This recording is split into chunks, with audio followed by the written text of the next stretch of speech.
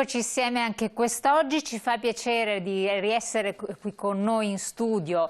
Ben ritornato quindi Daniele Salvagno come presidente di Coldiretti Veneto da un lato, ma anche come produttore di olio di oliva perché è titolare presidente della Redoro. Zona Grezzana, Lago di Garda. Quindi zona nord di Verona. Esatto, zona nord di Verona, benissimo, siamo contenti di averla. Quindi avete capito, i temi sono veramente tanti, e sono purtroppo estremamente anche urgenti e non sempre piacevoli. Avremo da tenere in conto l'Europa, provvedimenti che quindi vengono presi purtroppo non sono così favorevoli alla nostra agricoltura e Coldiretti si sta muovendo in questo senso per cercare di ottenere situazioni che non siano effettivamente così dannose, però purtroppo non si è a conoscenza di quello che si sta decidendo con delle ripercussioni, come dicevo. Allora incominciamo prima in positivo e dopo andiamo in negativo, facciamo viceversa. In positivo e parlare dell'olio d'oliva, dai. Allora dai, cominciamo con delle note più gradevoli innanzitutto. Produzione, lei tra l'altro è stato moltissimo tempo come anche presidente nazionale per quanto riguarda l'associazione della produzione di oli d'oliva. Quindi se ne intende e ha ben presente qual è la situazione a livello nazionale. Come stiamo andando in generale? Beh, allora teniamo presente che l'Italia è veramente un paese importantissimo per la produzione dell'olio d'oliva, ma soprattutto di quell'olio di oliva di altissima qualità, e quindi noi ne siamo fortunatissimi. Nella nostra zona solo del Veneto abbiamo due denominazioni d'origine, quindi Garda DOP, Veneto DOP, e sono delle produzioni che dovrebbero entrare nella dieta mediterranea di ognuno di noi, anche poche gocce, ma veramente è un toccasano, è una parte integrante dell'alimentazione.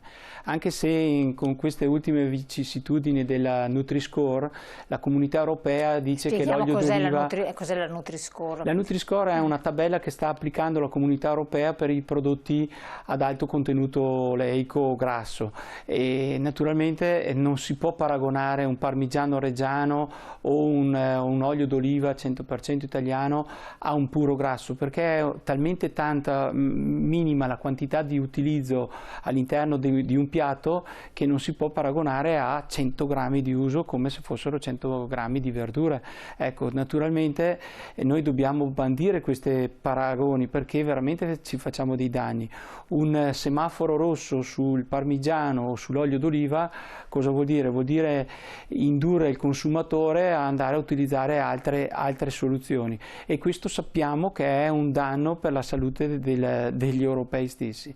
Allora, l'olio d'oliva però con adeguati consumi, come lei diceva, ovviamente in un'insalata non mezzo litro, quel cucchiaio, 2 cucchiai, quello che è necessario, insomma il giusto dosaggio fa assolutamente bene alla salute, alla circolazione del sangue, alle arterie, alla stessa pelle, insomma, quindi aiuta a stare in forma, a stare bene in salute. Assolutamente. Però allora a questo punto questo semaforino rosso andrebbe su tutti i grassi, giusto? Cioè dal burro, l'olio di semi, di arachide e di palma, certo. giusto? Questo è un po' un concetto, loro si basano sulla quantità, ma noi nella nostra dieta mediterranea nessuno si mangia 1 chilo di parmigiano o 1 chilo di olio nell'insalata, se ne usa veramente poco, e quindi la proporzione è fondamentale. Penso che sia nella nostra natura che siamo i più longevi al mondo insieme con i giapponesi, che abbiamo una salute di ferro, e gli americani ce la invidiano questa dieta mediterranea. Noi dobbiamo far sì che anche la nostra comunità europea comprenda queste logiche che sono, mi pare, basilari e naturali da interpretare. Ma secondo lei come mai sono nate queste situazioni? Quello che viene perché c'è la Spagna che ha una grossissima produzione di olio d'oliva, dopo lei ci dirà le differenze rispetto allo spagnolo, anziché la Croazia, perché anche la Croazia, e scendendo ci sono delle produzioni interessanti, e anche la Slovenia ha degli oliveti di tutto rispetto, quindi non è che siamo gli unici produttori, non voglio togliere la Grecia, per carità, ma come mai quindi dovrebbe essere contro gli interessi di tutta una parte di paesi che sono coinvolti dall'Unione Europea? Sì, dovremmo forse maggiormente frequentare quei palazzi e anche noi agricoltori dovremmo andare su un po' più spesso, perché non è possibile che una bevanda senza zucchero abbia un bollino verde e quindi induca il consumatore a dire sì, allora se c'è c'è il bollino verde della comunità vuol dire che fa bene, e l'olio d'oliva mettono un bollino rosso piuttosto che un parmigiano reggiano. Anche ecco, il parmigiano reggiano, assolutamente sì, e quindi queste sono delle logiche veramente che bisognerebbe andargli a spiegare come funzionano un po' le regole basilari di una sana alimentazione. E i nostri americani sono stati i primi a riscoprire l'importanza del parmigiano, l'importanza dell'olio d'oliva e di contenuti antiossidanti che ci sono all'interno, e sono delle sostanze preziose, sono preziosissime, sono molto simili al latte materno, e quindi bisogna veramente che la storia insegni qualcosa a queste nuove generazioni di pensiero, ecco, e quindi sarebbe opportuno che qualcuno vada lassù a bussare alla porta e dire: signori, ma questa è una storia che si tramanda di padre in figlio, e la salute degli italiani non si tocca, soprattutto anche quella degli europei, e quindi voi dovete usare la nostra dieta come un esempio. Chi è che può farlo però? Perché il cittadino che ci ascolta, l'ha detto ai lavori, l'agricoltore dice: ma alla fine chi dovrebbe essere a rappresentarci, chi può farlo? Gli europarlamentari nostri? Ma io parto dal presupposto che l'ultima persona che si approccia al punto vendita è la persona che conta di più, perché è quella che nella giusta scelta sa fare la differenza, e quindi anche la tendenza dei consumi e la cultura del saper scegliere quando si è allo scaffale, quando si è nel mercatino chilometro zero, quando si predilige una determinata tipologia di prodotto rispetto a un'altra, già il consumatore fa la sua scelta, e quindi questa fa la differenza sulla macro scala. E poi la nostra governance, ma mi pare che anche a livello istituzionale i ministeri si stanno muovendo in maniera importante. La nostra regione stesso sta ponendo dei veti su tante cose, perché capisce benissimo che non collima con le nostre esigenze del nostro territorio.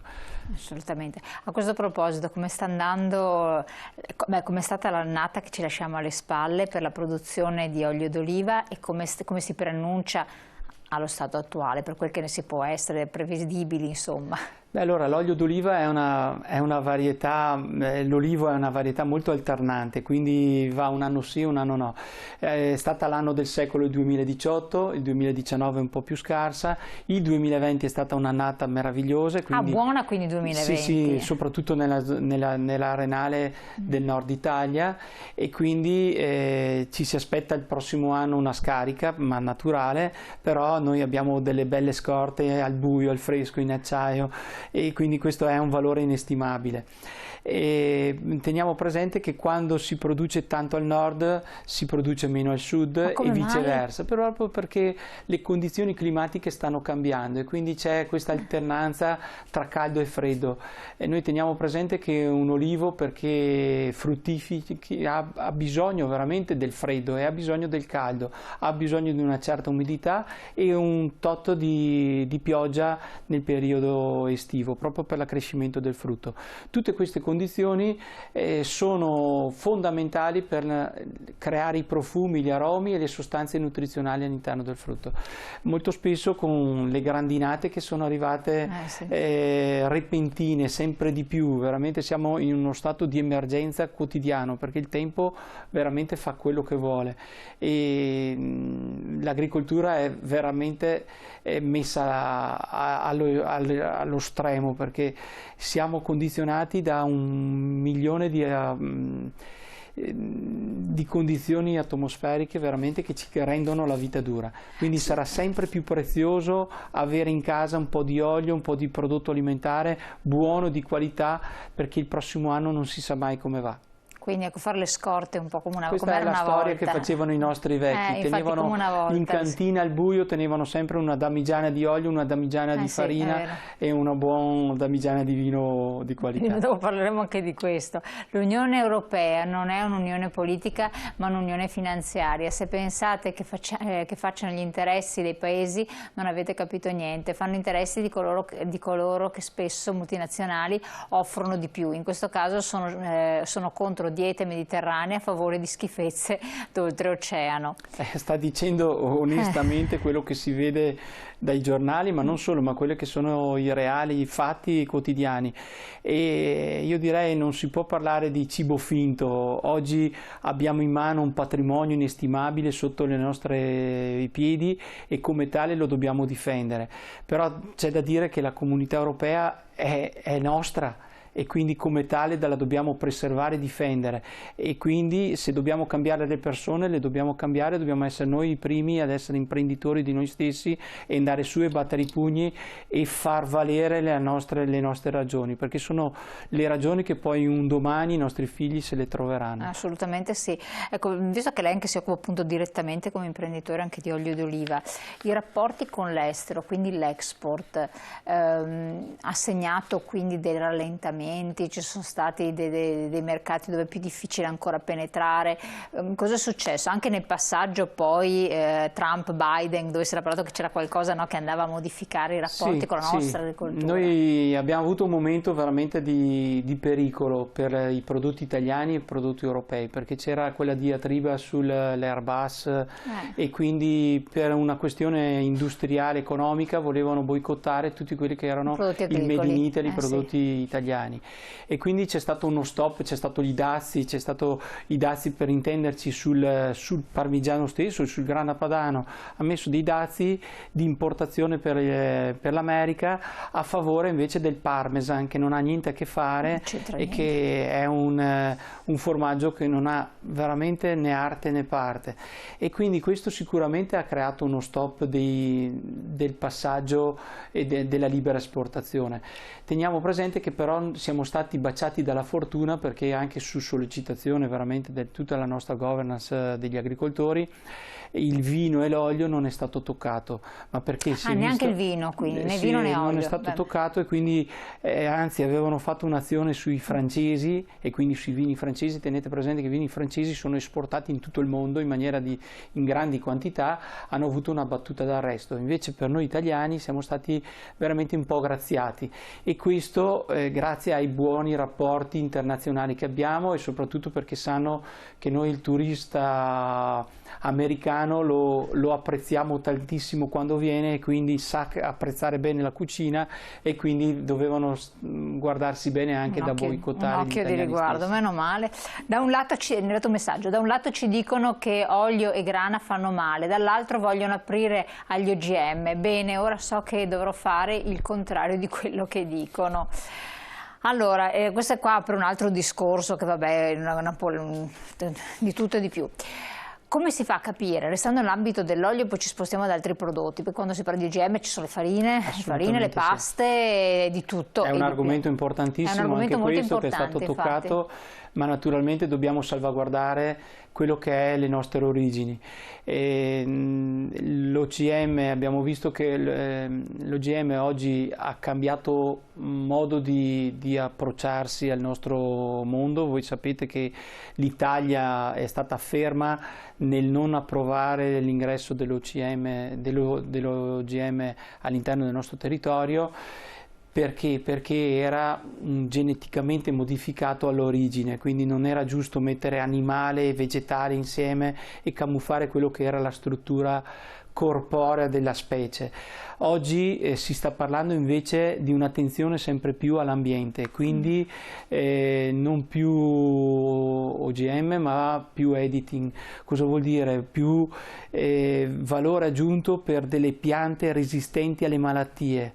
Ecco, questo ritengo che se mi trovano una pianta nella ricerca sperimentale che diventa biologica di suo, perché affronta le sostanze fungine che possono intaccare i frutti, e quindi evito anche di fare dei trattamenti, questo è un valore aggiunto, è un grande passo importante per la ricerca, e quindi non diciamo di no, anzi apriamo le porte a questa evoluzione, però deve essere un'evoluzione ai fin di bene, e quindi alla salvaguardia dell'ambiente, alla salvaguardia del frutto stesso, al meno trattamenti possibili, perché oggi è quello che ce lo richiede sempre di più il consumatore.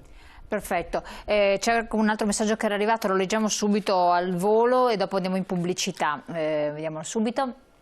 Allora, ma pensate che gli italiani non comprino più olio perché un gruppo di burocrati si sono inventati un semaforo pure per gli alimenti? Non credo che sia un problema tanto gli italiani, ma il problema è tutto il resto degli altri paesi, perché compaire ovunque questo e può condizionare chi non conosce bene i prodotti. Sì, la nostra cultura sicuramente non ce la fa cambiare qualche personaggio lassù di Bruxelles, Però perché gli noi altri. siamo parte integrante di un territorio veramente sano e storico e agricolo.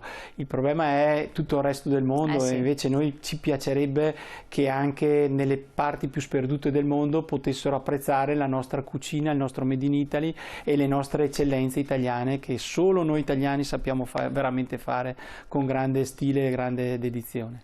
Perfetto, poi torniamo appunto con l'aggancio dell'OGM ad altri prodotti che possono essere comunque intaccati ed essere in concorrenza con i nostri, tra poco dopo la pubblicità.